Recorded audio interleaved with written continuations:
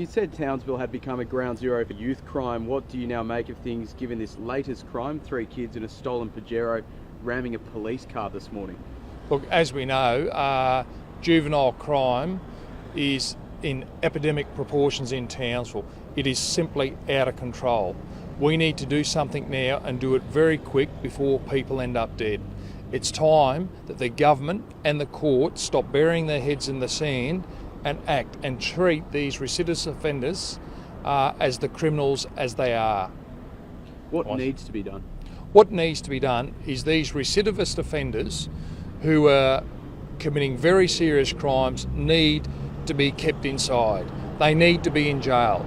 That is the only way. Detention is the only option. They are putting the community and everyone else at risk.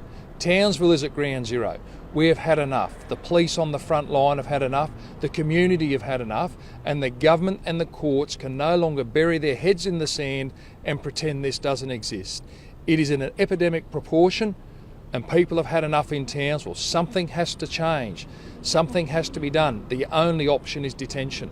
What about Queensland generally? Is this still a major option across the state? Major issue across the state? Juvenile crime is a problem right across the state of Queensland.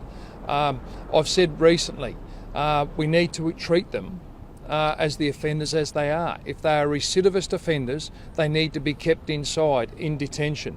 We all accept that a young person can make a mistake, but where they are recidivist offenders, committing violent and serious crimes, putting people's lives at risk, including their own, police and the community, they need to be detained.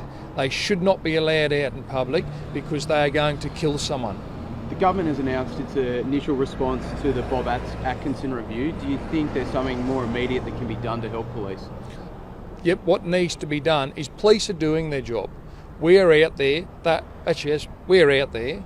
We're doing our best to apprehend these people. They're ramming police cars. They're threatening the lives of police. What we need to do is when police apprehend them, we put them before the courts need to keep them inside to protect the public.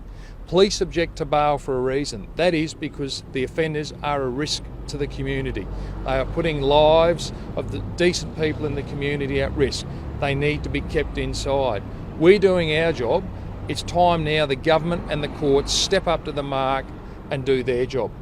Would you like to see ankle bracelets used for certain juvenile offenders? Look, that is certainly an option, but what we need to do, if you commit crimes and you put people's lives at risk, your liberty needs to be taken away from you. You shouldn't be free to roam the streets. Now, people have to earn, for people to be in the community after they've committed crimes, it simply cannot, you go out and you commit other crimes. You have to earn things. Now, if we're looking at ankle bracelets, people have to do the right thing, and if they are released and they have a bracelet, that they have to continue to do the right thing. Once they breach it, once they commit another crime, it's back inside.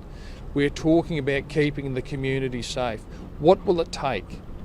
One of the young people, an innocent member of the community, or a police officer to be killed before action is taken. It is, as we know, at an epidemic proportion, and something needs to be done now. Otherwise, as I've said, someone is going to be killed. Do you think as an initial thing, ankle bracelets could be a good thing? Oh look, all options are available, but for these people at this point in time, detention is the only option. If they can prove that they can be trusted and possibly try and do the right thing, the ankle bracelets are an option. But we need to initially look at it. If they are risking the lives of not only themselves, the police and the community, detention is the only option. They have to earn. They have to go in when they're in prison. If they do the right thing and they are released back into the community to be trusted, the bracelets are the way to go. We need to monitor these people and see what is occurring because crimes cannot continue to occur. Lives are going to be lost. It is quite simple. They are an option, but for these recidivist offenders, jail is the only option. As harsh as it may be, we're not talking about a young person who's made 1 or 2 mistakes. We are talking about young people who are putting community lives at risk. So I guess, what are some of the pros of ankle bracelets? Like why, if that is an option, why would you like to see them? Because we can monitor these people, we know where they are. It is, if you are released back into the community, that is a privilege, that is not a right. and we can monitor people, know where they are, and it will assist police with trying to drive down crime. And these people will know they are being monitored each and every step of the way, and it will certainly be a warning to them that if they're going to do the wrong thing, be in the wrong place at the wrong time, police are going to know.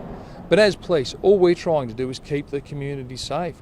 We're just trying to do a job on behalf of the community, and I can tell you from the people in Townsville, they've had an absolute gutful of this. They want these people apprehended, they want them inside, they want to be safe, and they don't want to see their police hurt.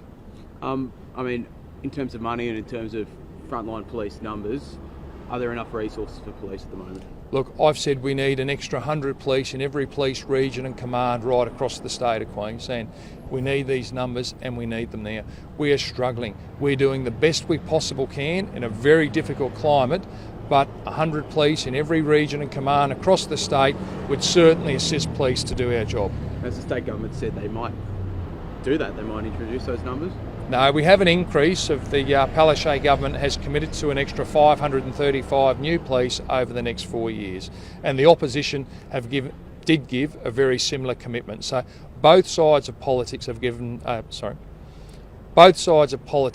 a very similar commitment for new police over the next 4 years, and that was between 485 and 535, which the Palaszczuk government has committed to. But we need more than that. We need 100 in every police region across the state and command, so we can continue to do our job and keep the community safe.